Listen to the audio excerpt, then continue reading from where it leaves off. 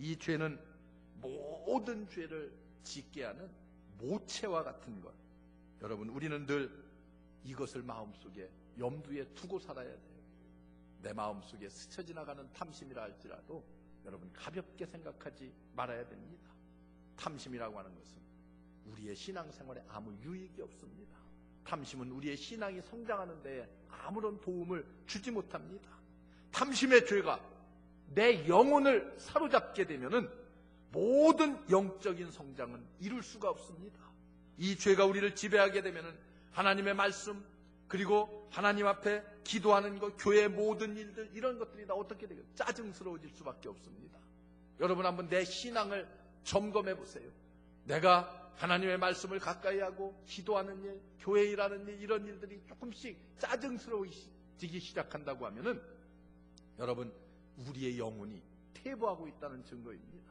내 마음이 점점 세상적인 욕망과 탐심으로 자리 잡아가고 있다고 하는 증거 가운데 하나입니다. 여러분, 우리의 마음속에는 영적인 욕망과 물질에 대한 욕망이 동시에 공존하기가 어렵습니다. 하나의 욕망이 커지면 다른 욕망은 어때요? 좌절되고 말 수밖에 없습니다. 그래서 사도 바울은 이렇게 말합니다. 주 예수 그리스도의 말씀과 교훈에 창념하기 위해서는 욕심을 버리고 자족하는 것을 배워라. 바울이 우리에게 주는 권면입니다. 여러분, 하나님을 만나는 시간에도 우리의 생각이 이런 욕망으로 가득 차 있다고 하면은 어떻게 되겠어요? 하나님과의 달콤한 교제를 우리는 다 빼앗길 수밖에 없습니다. 그렇기 때문에 이런 사람들에게는 영적인 성장을 전혀 기대할 수가 없습니다. 뿐만 아니라 우리의 신앙에도 아무런 유익이 되지를 못합니다. 여러분, 탐심이라고 하는 것은 우리의 질서를 파괴하는 것입니다. 보세요. 금덩어리 하나와 외투 한 벌에 눈이 멀었던 아간이 어떻게 했습니까? 하나님의 명령을 어기고 그리고 그런 것들을 취해서 땅속에 숨겨둠으로 말미암아서 이스라엘 민족이 얼마나 큰 어려움을 겪었습니까? 조그마한 탐심이라고 하는 것이 그 민족이 전쟁에서 아주 처절하게 패하는 결과를 가져왔습니다. 한 사람의 탐심은 자기 하나만 망치는 것이 결코 아닙니다. 때로는 한 사람의 탐심 때문에 가정을 망칠 수도 있습니다. 교회를 망칠 수도 있어요. 직장을 망칠 수도 있습니다. 때로는 한 민족이 망할 수도 있다고 하는 사실을 여러분들이 기억해야 됩니다. 이것은 곧 우리의 모든 질서를 다 파괴하고 맙니다. 출애굽기 18장에 가서 보면은 모세의 장인이 모세에게 이렇게 말합니다. 야, 내가 훌륭한 지도자가 되려고 하느냐? 그렇다고 하면은 훌륭한 부하를 가져라. 자기 밑에 있는 수하에 훌륭한 사람을 두라는 거예요. 그 부하에게 여러 가지 자격들이 필요하겠지만은 그 중에 제일 필요한 것이 있는데, 불의한 일을 미워하는 사람을 백성의 지도자로 삼아라.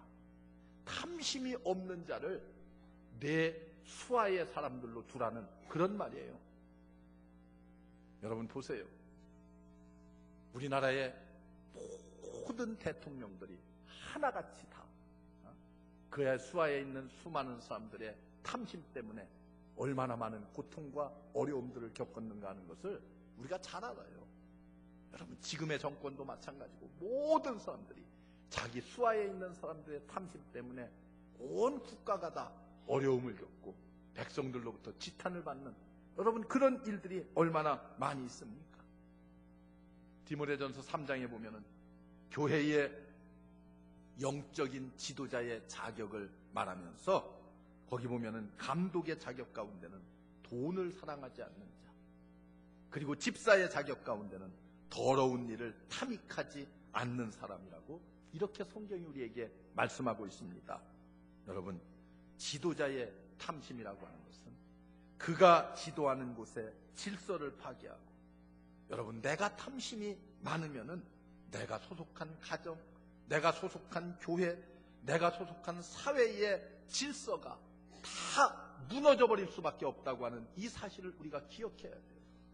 여러분, 그렇기 때문에 탐심이라고 하는 것은 굉장히 무서운 죄 가운데 하나입니다. 어찌 보면 가볍게 우리가 넘길 수 있는 그런 조그만 마음가짐 하나가 그 결과는 엄청난 결과를 초래한다고 하는 사실을 우리가 기억해야만 합니다.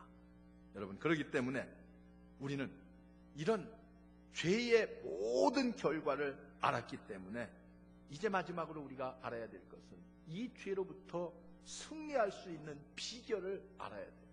어떻게 이 죄로부터 우리가 벗어날 수 있을 것인가? 여러분, 지금도 말씀드렸듯이 탐심이라고 하는 것은 무서운 죄라고 하는 것을 우리가 먼저 인식할 줄을 알아야 됩니다. 여러분, 조그맣게 생겨나는 마음의 욕심, 이것이 엄청나게 큰 죄를 불러옵니다. 우리 옛말에도 그런 말이 있어요. 바늘도둑이 나중에 가면 소도둑이 된다는 그런 말들이 있어요. 조그마한 것, 대수롭지 않게 생각했던 것들이 나중에 가서는 큰 죄를 불러오게 됩니다. 여러분, 죄라고 하는 것이 어떻게 시작됩니까? 죄라고 하는 것은요, 처음에는 머릿속에 그저 스치고 지나갑니다. 아, 저거 남의 것이지만은 내가 좀 가졌으면 좋겠다. 저거 내 것이면 얼마나 좋을까? 이렇게 여러분 생각 속에 스치고 지나가는 욕심으로 시작됩니다. 그것이 점점 이제 감정으로 변해서 마음속으로 먼저 범죄하고 즐기기 시작합니다. 아, 저것이 내 것이면 정말 이렇게 아주 요긴하게 좋을 텐데, 이렇게 그 다음은 어떻게 합니까? 한번 해볼까? 이런 마음을 갖습니다. 그래서 유혹을 받고 그 유혹에 동의하기 시작합니다. 그래, 한번 해보자. 그렇게 결단을 해요. 그리고 행동을 시작하기 전에 사람들이 하는 것이 있어요. 반드시 합리화를 합니다. 아, 이 정도야 뭐 누구나 다 하고 사는 것인데 내가 뭐 요 정도 한다고 해서 이게 뭐 그렇게 엄청난 잘못인가? 이렇게 죄를 자꾸만 격화시켜요. 그래서 별거 아닌 죄처럼 마음속으로 생각합니다. 여러분, 이렇게 시작된 죄라고 하는 것은 장차 엄청난 파멸을 초래한다고 하는 사실을 여러분들이 기억해야만 합니다. 그렇기 때문에 우리는 내 머릿속에 잠시 스쳐 지나가는 그런 죄라 할지라도 여러분 가볍게 생각하지 말아야 해요. 그런 욕망이라 할지라도 여러분 이런 한 가닥 생각이라 할지라도 엄히 경계하고 물리칠 수 있는 그런 마음들을 가져야만 합니다. 그래서 로마서 7장에 보면은 탐내지 말라는 이 계명이 우리에게 없었다고 하면은 너희들이 어찌 범죄를 알 수 있었겠느냐, 이렇게 말씀해요. 여러분, 우리의 마음속에 모든 불평하는 마음을 버려야 됩니다. 다시 말하면은 만족이 없는 마음속에 뭐가 생겨나요? 탐심의 마음이 생겨납니다. 만족할 줄 모르는 사람은 여러분 영원히 불행한 사람 가운데 하나입니다. 무엇을 주더라도, 많은 것이 주어진다 할지라도 더 풍성한 것을 요구하게 돼요. 평생 어려움 없이 살 수 있는 그런 것들이 다 내 소유가 되고 주어진다 할지라도 조금만 더 많은 것, 욕심을 내게 됩니다. 그래서 여러분 빌립보서 4장에 가서 보면은 사도 바울이 이런 고백을 해요. 나는 이 세상을 살아가는 데 있어서 모든 삶의 비결을 배웠노라. 무슨 비결입니까? 나는 풍부에 처할 줄도 알고 배고픔에 처할 줄도 알고 그리고 궁핍에 처할 줄도 알고 부함에 처할 줄도 알았노라고 이렇게 고백합니다. 그래서 나는 모든 곳에 자족할 줄 아는 비결을 배웠노라, 그렇게 고백해요. 그리고 나서 바울이 하는 위대한 신앙 고백이 나옵니다. 내게 능력 주시는 자 안에서 내가 모든 일을 할 수 있느니라, 이 고백을 해요. 어떠한 처지에 있다 할지라도 자족할 줄 아는 비결을 배우고 난 뒤에 그는 신앙의 위대한 고백, 내게 능력 주시는 자 안에서 어떤 일이라도 나는 할 수가 있다고 하는 그런 위대한 신앙 고백을 합니다. 여러분, 모든 마음에서 불평하지 않고 자족하는 마음을 갖는다고 하면 우리는 이 탐심으로부터 벗어날 수가 있습니다. 더 나아가서 우리가 꼭 기억해야 될 것이 있습니다. 우리가 어떻게 세상을 살 것이냐? 우리는 드리는 삶을 살아야 돼요. 주는 삶을 살아야 됩니다. 주는 것을 배우면은 빼앗으려고 하는 욕망에서 벗어날 수가 있습니다. 남을 위해서 베풀 줄 아는 삶을 살아가는 사람은 남의 것을 빼앗으려고 하는 욕망에서 벗어날 수가 있습니다. 여러분, 유명한 무디 신학교의 교장이었던 스위딩 박사가 이런 얘기를 했습니다. 우리가 인생의 최후의 마지막 순간에 다다랐을 때에 문제가 되는 것은 우리가 얼마나 벌었느냐 하는 것은 아무 문제가 되지 않는다는 거예요. 우리가 최후의 순간에 너 얼마나 돈을 가졌느냐, 얼마나 많은 것을 소유했느냐, 그런 것들은 아무런 문제가 되지 않는다는 거예요. 뭐가 문제가 됩니까? 얼마나 주면서 살았느냐, 그것이 문제가 된다는 말을 했어요. 얼마나 베풀며 살았느냐, 얼마나 나누면서 살았느냐, 이것이 문제가 될 것이라는 거예요. 하나님 앞에 섰을 때에 얼마나 가졌느냐가 문제가 되는 것이 아니라 얼마나 나누었느냐, 그것이 문제가 된다고 분명히 우리에게 말씀했습니다. 여러분, 우리의 삶을 하나님을 위해서 또 우리의 이웃들을 위해서 얼마나 베풀며 살았습니까? 여러분, 얼마나 나누며 살았습니까? 미국의 위대한 세계 최고의 부자였던 우리 최고의 부자인 누구요? 빌 게이츠라든지 두 번째 부자인 워렌 버핏이라는 이런 사람들은 여러분, 자녀들에게까지도 아무것도 주지 않고 다 나눴습니다. 그가 평생 벌은 세계 최고의 부를 다 불우한 사람들을, 가난한 사람들을 위해서 나눴어요. 그가, 워렌 버핏이 한 유명한 얘기가 있습니다. 자기 딸이 아버지에게 돈을 조금 빌려달라고 그랬어요. 돈을 조금, 아버지 내가 뭐 필요한데 돈을 조금 빌려주면 어떻겠습니까? 했더니 아버지가 딸에게 한 유명한 얘기가 있어요. 야, 돈은 아버지한테 빌리는 게 아니라 은행에서 빌리는 거다. 그렇게 많은 돈을 가지고 있으면서도 자기 딸에게까지 아무것도 주지 않고 다 사회를 위해서 환원하는 세계 최고의 부자들이 있습니다. 여러분, 얼마나 멋있는 인생을 사는지 모르겠어요. 나의 모든 것, 여러분, 함께 나누는 인생을 살아야 돼요. 그러면은 욕망으로부터 우리가 벗어날 수가 있습니다. 여러분, 주는 생활은 곧 탐심으로부터의 승리가 될 수 있어요. 그리고 우리가 가져야 될 것이 있어요. 우리가 가져야 될 것, 거룩한 욕망을 가져야 됩니다. 거룩한 욕심.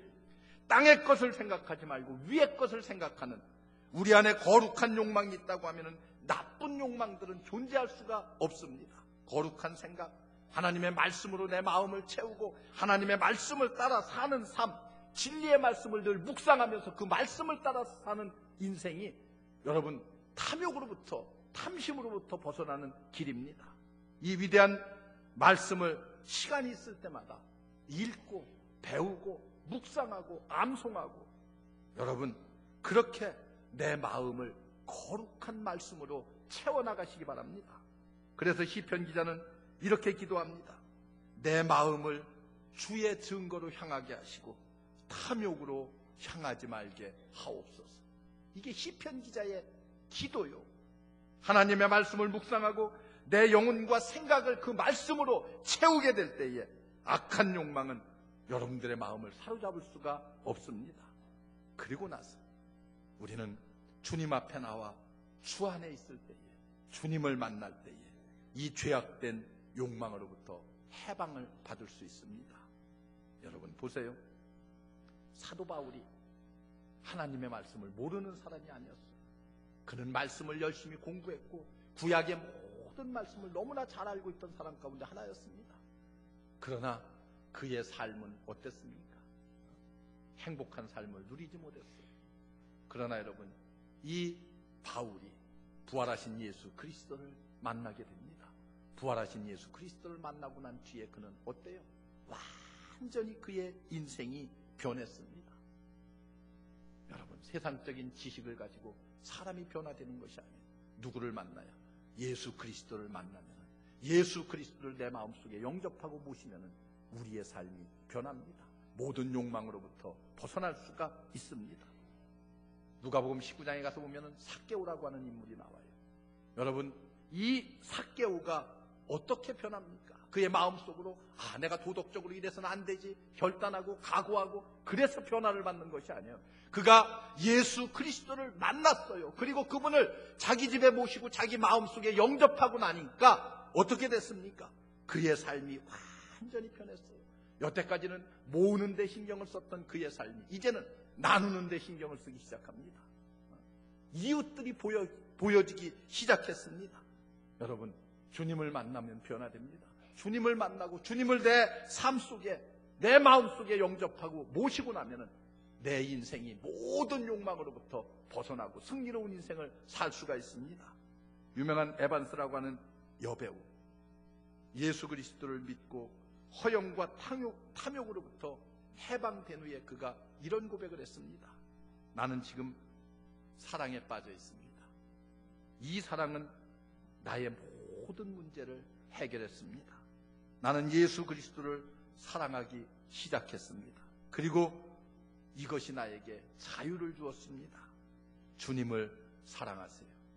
이런 고백을 했어요. 하나님의 아들이신 예수 그리스도가 여러분들의 마음속에 찾아오면 우리의 영혼이 자유케 될 줄로 믿습니다.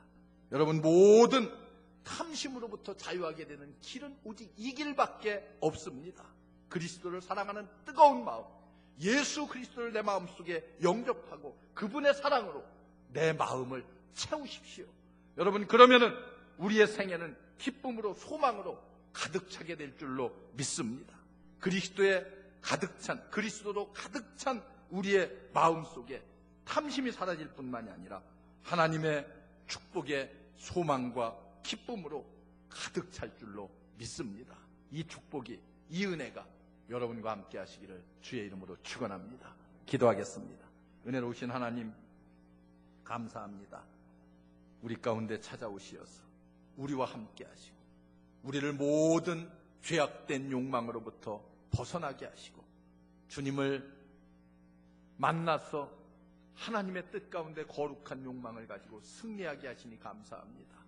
우리의 남은 생애들이 정말 주님 앞에 서서 담대히 내가 세상을 이렇게 살았습니다 고백할 수 있는 아름다운 성도의 생애를 살게 주여 인도해 주옵소서.